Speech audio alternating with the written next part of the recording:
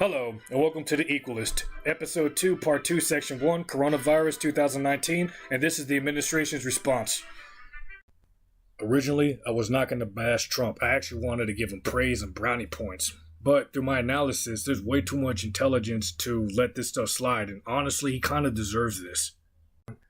Alright, this section about the administration's response to the coronavirus is actually going to be diving into the recorded C-SPAN tape of March 18th, 2020. Every generation of Americans has been called to make shared sacrifices for the good of the nation. In World War II, young people in their teenage years volunteered to fight. They wanted to fight so badly because they love our country. Wow, really? Love your country? What do you know about that, deployment dodger? 5 times to be exact, from Vietnam. Excuse was because of bone spurs, yet he was athletic in a military prep school. Trump says he would have liked to join the military, just not during Vietnam. Source, militarytimes.com. President, I was struck by what Dr. Birx said about millennials and others perhaps not taking some of these warnings as seriously as you would like. Some of those people also seem to be your supporters and conservatives who may be quoting some of what you said at the beginning of this, comparing it to the flu. What is your message to them to really follow what you've been saying so far, and are you concerned that they're still listening maybe to some of your earlier comments rather than your more recent ones? Well, I think my earlier comments are to be calm. I mean, I do want people to be calm because we're going to win this and we're going to win it. It's just a question of time, and I wanted to go quickly. So based on the fact that I wanted to go quickly, I hope they just listen to what we've been saying over the last period of time. We don't want them gathering, and I see they do gather, including on beaches and including in restaurants, young people. They don't realize that they're feeling invincible. I don't know if you felt invincible when you were very young, but they were feeling totally invincible or are feeling that way, but they don't realize that they can be carrying lots of bad things home to grandmother and grandfather and even their parents. So we want them to heed the advice. We mean the advice, and I think it's getting through. I do believe it's getting through, Jim. Wow, really? You're the one that said that this is a Democratic press hoax. This is the new hoax or whatever like that, saying that you're not worried about it. They're going to keep on doing rallies because the Democrats are doing it, shaking people's hands, going all over the place, downplaying it, saying it's going to magically go away and all this other stuff too. And then saying, oh yeah, we're going to have tests for everybody. If you want to get tested, go ahead. Yeah, whatever. Anybody can get tested. You are a liar. In talking about China, you've been very clear about who you think is to blame or where the origin to blame for this virus is. No, I don't think. I know where it came from. I don't know if you'd say China's to blame. Certainly we didn't get an early run on it. It would have been helpful if we knew about it earlier. But it comes from China, and it's not a question about that. Nobody's questioning that. Senator Cotton is saying that they should be punished, in so many words, for inflicting this on the American people. Do you feel that way about it? Well, I have a lot of respect for Tom Cotton, and I know exactly what he's been saying. And there are those people that say that, so we'll see what happens. Thank you. My second question is, there are at least one White House official who used the term Kung Flu, referring to the fact that this virus started in China. Is that acceptable? Is it wrong? Are you worried that having this virus be talked about as a Chinese virus, that might help? I wonder who said that. You know who said that? I'm not sure the person's name, but would you condemn the fact say that the term again? A person at the White House used the term Kung Flu. My question is, do you think that's wrong, Kung Flu? And do you think using the term Chinese virus, that puts Asian Americans at risk, that people might target them? No, not at all. I think they probably would agree with it 100%. It comes from China. There's nothing not to agree. Okay, how about last question, please? All right, so who is this Tom Cotton anyways? Well, he's a senator for Arkansas. So let's see what he has to say about this whole China flu thing. Welcome back. The Chinese Communist government appears to be pushing a new account of events that presents President Xi Jinping as taking early action to fight coronavirus, according to today's New York Times. But in doing so, the authorities there are also admitting for the first time that Xi Jinping was aware of the virus before he first spoke publicly about it. Meanwhile, Arkansas Senator Tom Cotton has been calling out China for its response to this outbreak, suggesting the virus may have come from China's biological warfare program. The Chinese ambassador to the United States responded this: "It's very dangerous to stir up suspicion, rumors, and spread them among the people. For one thing, this will create panic. Another thing, that it will offend up of racial discrimination, xenophobia, all these things that will really harm our joint efforts to combat the virus." Of course, there are all kinds of speculation and rumors. So far, at least 69,000 people have been infected with coronavirus. Over 1,600 have died. But at the same time, we need to really understand why these diseases keep coming out of China. I mean, we remember SARS and MERS, and now it's coronavirus. We've been told that this originated in an open seafood market, where you've got a market that you've got bats and cats and pigs and all sorts of animals all at once. But there is also speculation that perhaps it did not originate there. Tell us what you know. Yeah, so Maria, here's what we do know.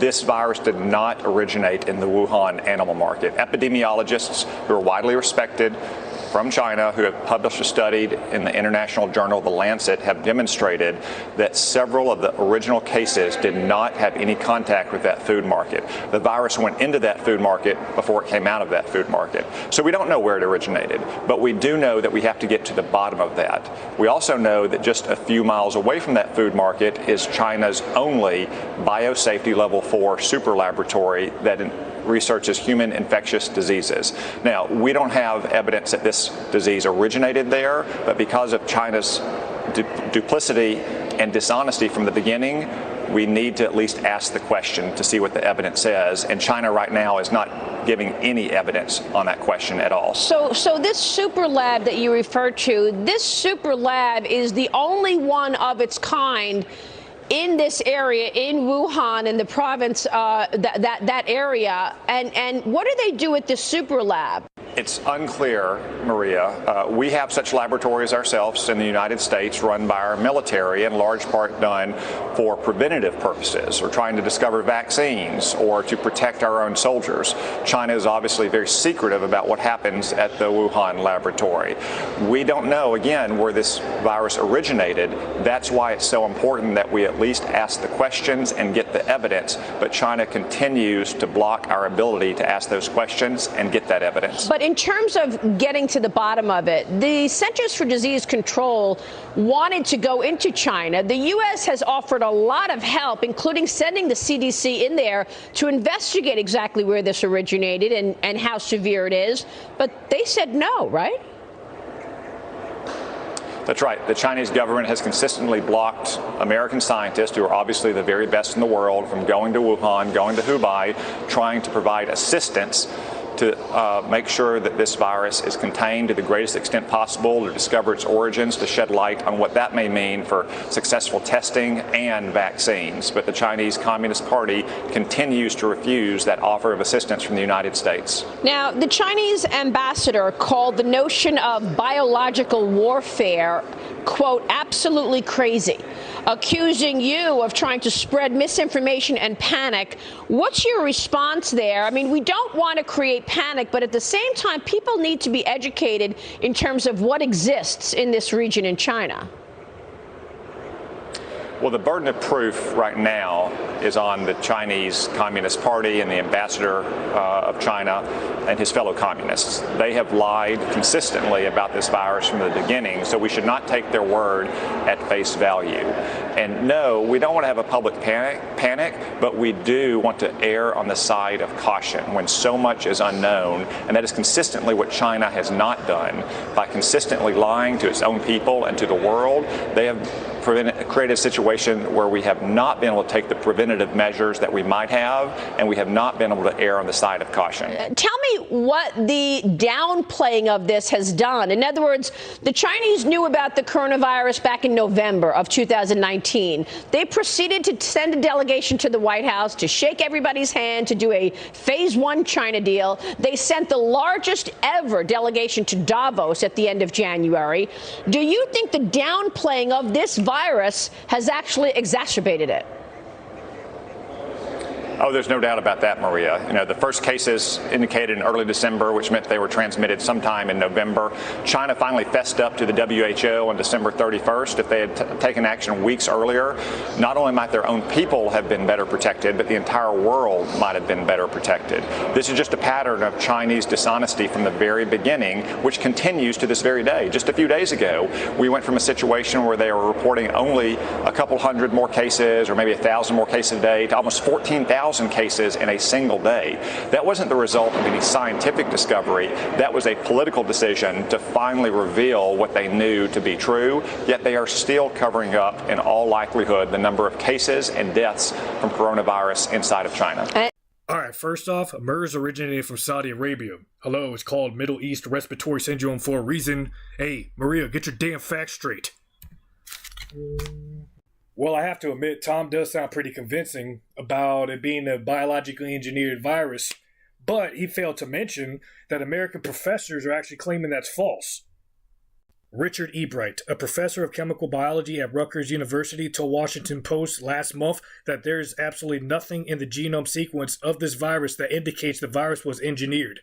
The possibility that this was a deliberately released bioweapon could be firmed excluded, said Ebright. And just so everybody knows, Rutgers University is known for its biological sciences. Alright, so Senator Tom Cotton released this. We will emerge stronger than this challenge. We will hold accountable those who infected it on the world. Let's not forget that Caucasians spread diseases across the world as well. Christopher Columbus brought smallpox and influenza to Hispaniola, diseases which killed almost 8 million in Tanil. Evidence shows that Spaniards killed off the Aztecs by introducing smallpox and causing war. So what, should we hold Caucasians accountable for Christopher Columbus bringing diseases as well? And this is the truth right here. The Asian American population of American citizens by the millions number these right here. Chinese, 5 million. Asian Indians, 4.4 million. Filipino, 4 million. Vietnamese, 2.1 million. Koreans, 1.9 million. Japanese, 1.5 million. This information is given by census.org.